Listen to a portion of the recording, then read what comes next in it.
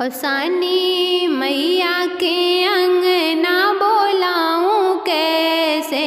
और सानी मैया के अंगना बोलाऊं कैसे। मैया सोए भरी नींदिया जगाऊं कैसे। और सानी मैया सोए भरी नींदिया जगाऊं कैसे। मैया के माथे पे बिंदिया सोहे। मैया के माथे पे बिंदिया सोहे। सिंदूरा में उनको लगाऊं कैसे। हाँ जी मैया को सिंदूरा लगाऊं कैसे। मैया सोए भरी नींदिया जगाऊं कैसे। मैया सोए भरी नींदिया जगाऊं कैसे। अंगना सानी मैया का बोलाऊं कैसे। हाँ अंगने में सानी मैया का बोलाऊं कैसे। मैया सोए भरी नींदिया जगाऊं कैसे। मैया के हाथों में चूड़िया सोहे। मैया के हाथों में चूड़िया सोहे। मेहंदी में उनको लगाऊं कैसे। हाँ मेहंदी में मैया को लगाऊं कैसे। मैया सोए भरी नींदिया जगाऊं कैसे।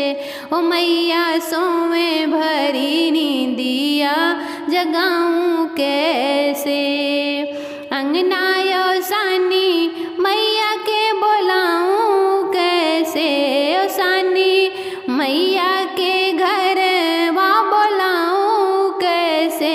मैया सोए भरी नींदिया जगाऊं कैसे।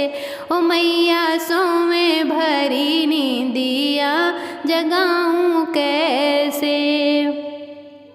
मैया के अंगों पे सड़िया सोहे।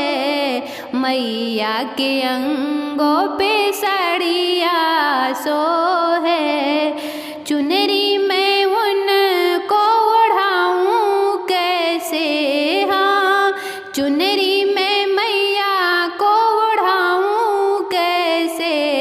मैया सोए भरी नींदिया जगाऊं कैसे।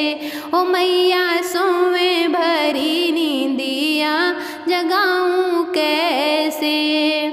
और सानी मैया के अंगना बोलाऊं कैसे। और सानी मैया के घर वहाँ बोलाऊं कैसे। मैया सोए भरी नींदिया जगाऊं कैसे। ओ मैया सोए भरी नींदिया जगाऊं कैसे। मैया के पाँव पैजनिया सोहे। मैया के पाँव में बिछुआ सोहे। उनको महावर लगाऊं कैसे। हाँ मैया को महावर लगाऊं कैसे।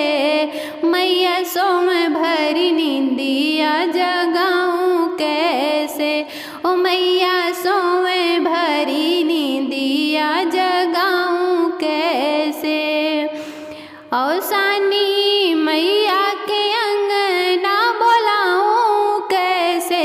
और सानी मैया का घर वहाँ बोलाऊं कैसे। ओ मैया सोए भरी नींदिया जगाऊं कैसे। और सानी मैया सोए भरी नींदिया जगाऊं कैसे।